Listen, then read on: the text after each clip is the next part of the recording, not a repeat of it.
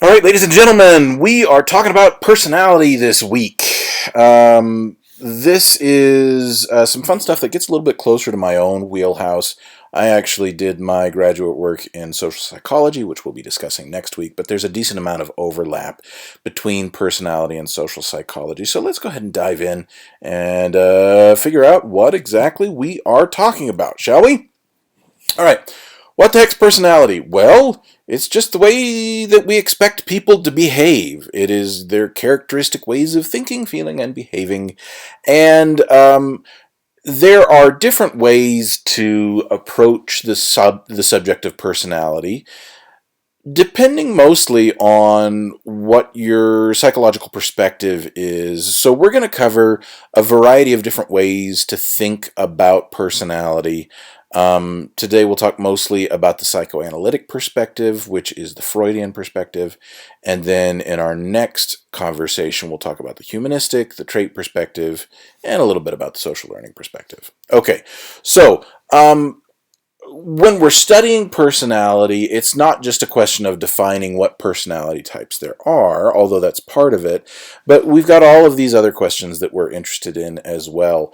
To what extent is personality really unique to the individual, and to what extent is it shared amongst all humans?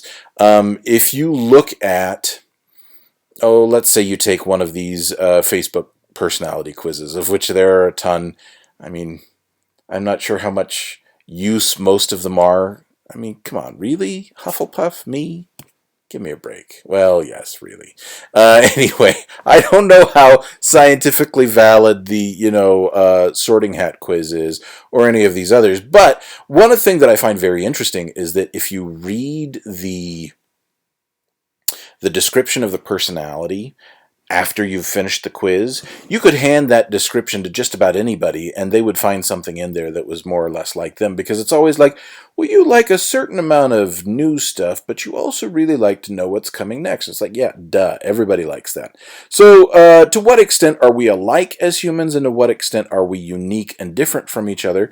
That's part of what we're talking about in personality. That goes together with how much overlap is there. A lot of current research in personality goes into questions of how much is personality really stable, and how much of it is determined by what situations we find ourselves in. Do you really act that way all of the time, or are you more inconsistent than you allow yourself to believe or think about? And there's a decent amount of evidence that suggests that a lot of it is situational in nature, even though you may have characteristic ways of responding. You can always push somebody to the breaking point, so to speak, or put them in a situation where they are bound to act in a way that doesn't necessarily correspond to a way that they think of themselves as being. We all run into those situations from time to time where you look at yourself afterwards and you're like, why did I behave that way? That's not who I am. That's not who I see myself as being. Well, that's because situations vary, and depending on the situation, you may not necessarily behave in characteristic ways. And to what extent is our personality biologically determined? How much of it is uh, learned and sort of given to us through our social learning kind of interactions with our family and etc. And at a very basic level, what are humans like? Are we good people or are we bad people? I mean, different researchers and different perspectives will look at this from a different way. So the one that I want to start with and talk a decent amount about is the psychodynamic theory of personality. This all has its basis in the work of Sigmund Freud, who was one of our early psychologists who really sort of dominated the field in the early decades of psychology in the first part of the 20th century. And if you want to talk about the difference between are humans good or bad, Freud's not a bad place to start, because his conception of humans and of how humans behave, how our personality is structured, sort of takes into account the assumption that humans want bad things a lot of the time. So he felt like our self has three parts to it. There is the id, the ego, and the superego. You've probably heard these terms before. Freud was very influential in his thinking to the point where a lot of his terms have sort of crossed over into everyday speech at this point. Now, the id, he felt like, was the first part of the personality to show up. That's there at birth and really controls the human until partway through childhood. The id, if you want to look at just the German word, id just means it, right? That is the part of the personality that is controlled by the pleasure principle. The id wants. That is the part of us that wants, that doesn't care about other people, that doesn't care about reality or dealing with what comes next. It just wants. It wants all the cookies, it wants all the sex, it wants to hurt people who hurt us, and it wants to be comfortable and satisfied, and the end, right? We all recognize that part of our own personality. And we may not necessarily give it full rein at any given moment, but that is a part of ourselves. Now, as we age, then, Freud felt like there were other parts of the personality that came to the fore and began to influence our behavior. There is the superego, which is sort of the polar opposite of the id, in that the superego operates on the morality principle. The superego is all of the stuff that we internalize from mom and dad and church and school and public life that tells us who we ought to be and what we ought to do, what is right and what is wrong. So this is the part of ourself that says, oh, you know, I should really go and talk to that person right now. That would be the right thing to do. Oh, I really shouldn't say that one thing. That's pretty rude, and so I maybe shouldn't say that. That's all that stuff that gets internalized that then becomes a part of ourselves.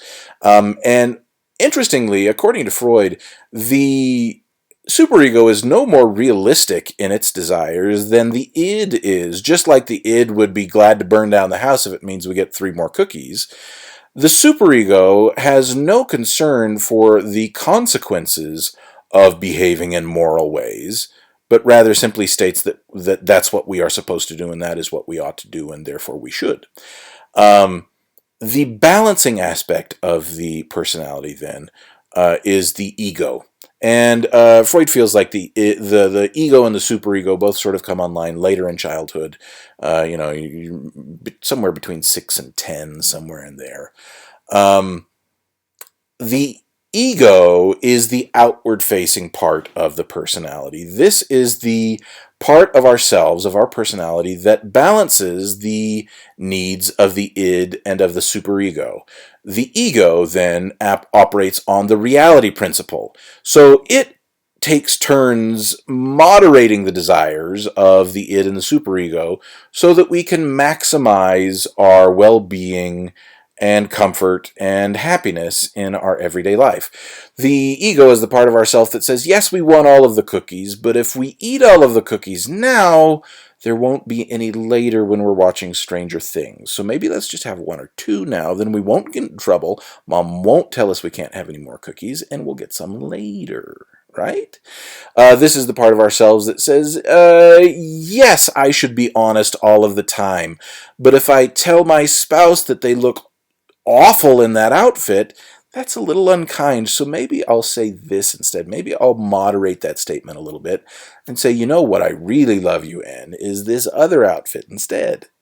Right? So the ego operates on the reality principle, and it's the part of ourself that is outward-facing, that interacts with others, and moderates our desires on both ends of the spectrum so that we can be decent human beings that interact with others and live in a society.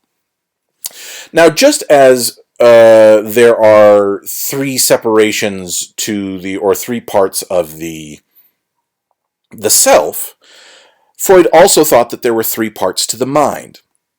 There is the conscious mind, that is what you are thinking about right now, what you are aware of, and what you know. There is the preconscious mind, which is everything that you know or could be aware of if the circumstances warranted, right? So the memory of your 3rd grade end of year party, if you had one of those. Did I have one of those? Yes, yes, I did, in fact, with Mrs. Carrier's class. She was my third grade teacher. She was awesome. Anyways, that's stuff that I'm not necessarily thinking about all the time. It isn't necessarily in my conscious mind, but it is available to my conscious mind. It can be easily accessed whenever I need it, right? So this is information and emotional states and feelings and thoughts, all of which are on the tip of the tongue, so to speak. They're there if you want them, but they're not there consciously occupying your thoughts from one moment to the next. But it's accessible, right? That's the preconscious mind. And then, according to Freud, we have the unconscious mind, which is the vast majority of our mind, according to him. And this is everything that we don't know that we know, that is not necessarily available to our conscious mind, and yet is still there. Now, Freud felt like stuff got into the unconscious mind because we push it out of the conscious mind because we are not okay with it. We don't feel comfortable with a lot of our thoughts and desires and impulses.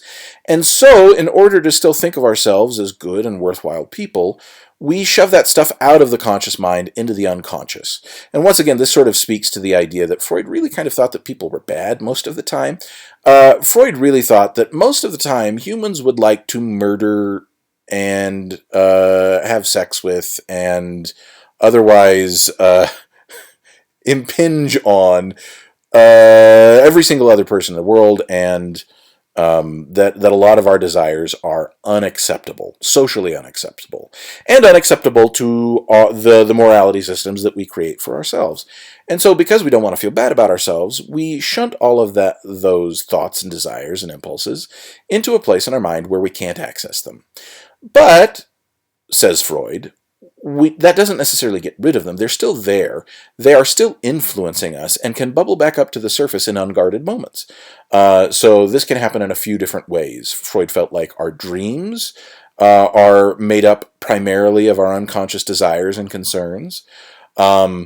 He felt like sometimes in unguarded moments, things that we mean but don't allow ourselves to think about slip into our speech. He called this parapraxis. These days we call this a Freudian slip, right? Where you mean to say one thing, but then you end up saying something else. For instance, I remember once when I was on the phone with my wife and trying to say, "I love you, babe," and also, "I love you, dear." And what came out was, "I love you, beer." Freud would have something to say about that. He would say that I feel uncomfortable with my desires for alcohol, and therefore I suppress them, and then they slip out in moments when I'm not really paying very good attention. I think I just mixed up the two words. I don't really think I really want to drown myself in alcohol, but what do I know? It is my unconscious mind. It is not necessarily available to me. There are other ways to access the unconscious, according to Freud, usually with the help of a psychoanalyst, which was what he called therapists. And really, we'll talk some more about Freud and his ideas about personality here in a second, and some of them are pretty wackadoodle. On the other hand, we really do owe him a debt in terms of the things that he pioneered. He was the first one who really came up with talk therapy. That whole idea of sitting down on a couch and talking through your problems with somebody, he was really the first one to do that in a systematic way that was intended to be therapeutic. So at any rate, he felt like part of the therapist's job, part of the psychoanalyst's job, was to figure out what was going on in the person's unconscious mind. Okay? Now, why are we talking about this as far as personality goes? Because Freud was really the first one to talk about different personality types based on some of his ideas. Before we get to that, he felt like a lot of the stuff when our desires come into conflict, when we have desires bubbling up from the unconscious that are unacceptable to us, we have a variety of different defense mechanisms to get rid of the anxiety that comes to the mind in not feeling okay about how we would like to behave or how we just did behave, right? And so he feels like we have all of these different defense mechanisms, and you can look through them there, and think of the different ways in which maybe you've used some of these yourself, or you have seen other people put these into use. This list goes from least useful and effective to most useful and effective. Freud really felt like the best way to deal with the anxiety that comes from our unconscious desires is to channel the energy from those unacceptable impulses into an acceptable activity. So, I am angry at my boss. I would like to beat him up. That's not going to work out well for me, so I am going to go build a shed in my backyard where I can put my lawnmower. That is a socially acceptable pursuit. I use up the energy and anger that I held that was unacceptable. That's sublimation, right? So that was sort of, he felt like, the ideal way to deal with this energy. But then the others are different levels of more or less useful in getting rid of a lot of this anxiety. Okay, now here's where it starts to get a little weird. When Freud developed his personality styles or his personality categories, he felt like these adult personalities, were created by different kinds of upset or not getting what you want somewhere along the way during childhood. Now, in order to understand this, we have to understand that Freud felt like children had sexual desires that needed to be satisfied in particular ways, not necessarily through sexual activity, but through specific physical sensations that he termed sexual, right? Now, current research does not back up these personality types or the underlying motivations that give rise to them. So we talk about this more in a historical sense of understanding how we started to develop personality typologies without necessarily talking much about these today. Okay, this is more historical in nature. So Freud felt like children's sexual desires were focused on the part of the body that was primarily associated with the task that they most needed to accomplish during that period of their lives. So for infants, the thing that they've got to figure out, physically speaking, is eating, nursing specifically, right? And so Freud felt like the sexual satisfaction of children, sensual satisfaction, if that feels too uncomfortable for you, was focused on the mouth, right? That children derive sexual satisfaction from the sensations of sucking and eating, right? Now, in the average child who gets fed on a normal schedule and has a decent relationship with their parents, that sensation gets satisfied, right? They get fed, they get that sensation, and they're fine. And so then they move on once that's mastered. However, Freud felt like for some kids, whether it's because mom didn't want to nurse, or they fed irregularly, or there were issues of malnutrition or whatever else, that some children get stuck in this oral phase. And then a child who does not derive the satisfaction that they need during that 0 to 18-month stage becomes an adult who is orally fixated. Right? And you've probably heard that term before. That's an adult who is forever concerned with the sensations of the mouth, always needs to be eating or talking or smoking or sucking on a lollipop or whatever, right? Something with the mouth. And so he felt like that was a personality type, and that's how that came into being. Now, then you move into the next stage. So long as you pass the oral stage and you get what you need there, then you move on to the next stage. In toddlerhood, what's the major task there? According to Freud, it's potty training. And so kids of this age are concerned with where and when am I going to poop and how does that work, and deriving satisfaction from successful elimination.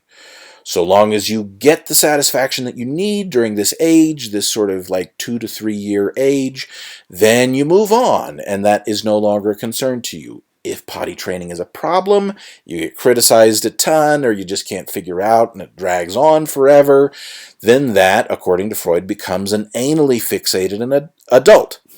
Someone who is forever concerned with germs and cleanliness and orderliness and neatness, right? And we use this terminology today. If I call somebody anal, you know what I mean, right? They're uptight. They're super concerned. They have to be in control of things, right? That's where that came from, right? And so then you've got different stages as you move throughout childhood, according to Freud. And at each stage, you either derive the sexual satisfaction that you're looking for, or you don't, and you get fixated on that stage and stuck on the sensations of that particular part of the body. And that then, according to Freud, gives rise to different personality types. Now, as I said, there is not really any research support for his psychosexual stages. However, some of his more basic ideas of id, ego, and superego, the conscious and unconscious mind, continue to be useful and compelling today, and modern-day psychoanalysts, people in the Freudian tradition, recognize that perhaps some of the stuff was not quite right, but continue to work with the stuff that is useful and helpful to people today. Now, Freud definitely had followers or students who expanded upon his ideas and talked about other things that are relevant to personality. Alfred Adler was one of the first one. He was the person who came up with the idea of the inferiority complex, which once again has sort of worked its way into the everyday lexicon. This is the idea that insecurity in one aspect of a person's life tends to lead to pursuit of visible signs of superiority in that domain, without necessarily being too concerned about actual mastery of the domain, right? So this is the idea that a guy who is perhaps concerned about his manliness, that he is not manly enough, might go out and pursue markers of manliness rather than the substance of manliness. So go out and buy himself a big jacked up truck, or a bunch of guns, or whatever else we deem as markers of masculinity in this day and age, right? So once again, this is characteristic ways of thinking and behaving. This is personality, and Adler had something to say about that. Mixed in with the idea of the inferiority complex is the concept of overcompensation, which is that seeking of visible markers of achievement, right? Where the inferiority complex is just the underlying feelings of not feeling good enough in some aspect of your life. He also talked about personality in terms of birth order, and this is something that does have a good amount of research support, that where you are in your family is going to have some impact on your personality. And we talk about this a lot too, right? What it means to be the oldest child, or the middle child, or the youngest child. Youngest child right here. Willing to let everybody else do everything while I sit around and let them do it. There is something there, and it may not necessarily apply perfectly to everyone, but it has some decent research support. Other people working in the Freudian tradition, Carl Jung expanded on Freud's ideas of dreaming and it being the royal road to the unconscious, to expand upon the ideas of having not just a personal unconscious, but a collective unconscious. That we as a society have shared symbols that all mean more or less the same thing to us, and that those symbols then work their way into our unconscious and show up in our unconscious. And that the trained psychoanalyst can interpret a person's dream based on what symbols show up in the person's dream. And I'm not well versed enough in dream interpretation in the psychoanalytic tradition to tell you what those symbols are, only that they exist and they are shared societally, right? And that's the collective unconscious. Okay, I think that's all I wanted to say there. Okay, another interesting set of ideas that came out of the Freudian tradition, the of psychodynamics. The somewhat unfortunately named, well, actually, no, her name is not Horny. It is Horney, is how that's pronounced. So I guess I shouldn't make that joke. Karen Horney was actually super interesting in that she introduced some early feminist thought into the Freudian tradition, which from its inception was massively sexist. So we didn't even get into everything. One of Freud's ideas was that all young boys wanted to kill their fathers and sleep with their mothers. This was the Oedipus complex. Conversely, all young women wanted to kill their mothers and sleep with their fathers. That was the Electra complex.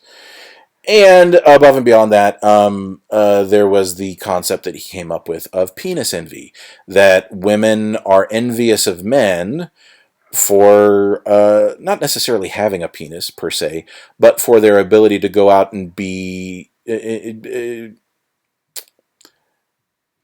enforce their will on the world. I'm struggling to come up with terms that aren't way too crude. But, be masculine, make things happen, build things, make things, destroy things. And that then created penis envy in women. Horney then looked at some of these ideas and said, hang on, let's make this a little less sexist, shall we?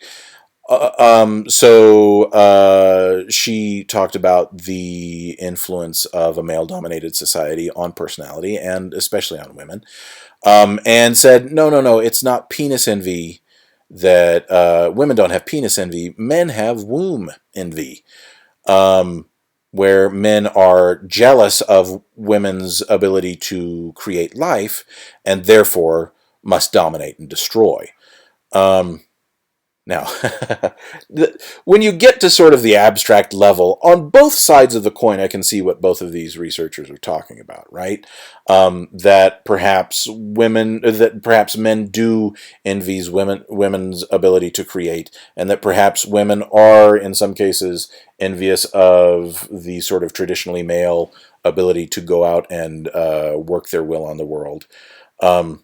But the terms that are used are just so sort of crazy. So I've been in the room when my wife has given birth 4 times now, and I don't know that I have ever once gone, man, if only I could be doing that right now. I do not. I am not jealous of my wife's ovaries. I'm pretty sure she's not jealous of my penis. Yeah. At any rate, some of these ideas, we sort of take with a grain of salt. But if you look at sort of the underlying power dynamics that are inherent in these ideas, then there's some stuff that's really worth talking about there. She also talked about tried to decouple some of Freud's ideas of anxiety as deriving only from people's unconscious desires, as well. Anxiety can come from some other places too, right? Okay, now, as I said, there's no overestimating the influence that Freud had on popular culture. Just if you look at all of the words that I've been using that came from his theorizing, even if we don't necessarily use them all in psychodynamic theory today. A lot of the problem with Freud's early ideas was that he was not necessarily using science to come up with any of this. He was just sort of sitting around and thinking about things, thinking about how the world worked, observing the behavior of the people around him, and just sort of noodled on it for a while and said, yes, I think what's going on here is that there's an unconscious mind, and there's stuff stuck in there, and it's unacceptable, and so that's causing people problems. Now, that basic idea, that's useful, and we continue to talk about that today, but some of the specific realizations of that idea in terms of, the Oedipus complex or the Electra complex or penis envy or some of these things, just haven't held up to more rigorous scientific research today. And so psychodynamics, while it is still a field, an active field within psychology today, is much smaller than it would have been a century ago, and a little bit more narrow in its attempts to describe human behavior than it was in Freud's day. All right, that's all we're going to say about Freud, so I'm going to cut us off here, and we will talk next time about humanistic ideas about personality and sort of the trait conception of personality, and we'll get to that then. Thanks, everybody. Have a good one.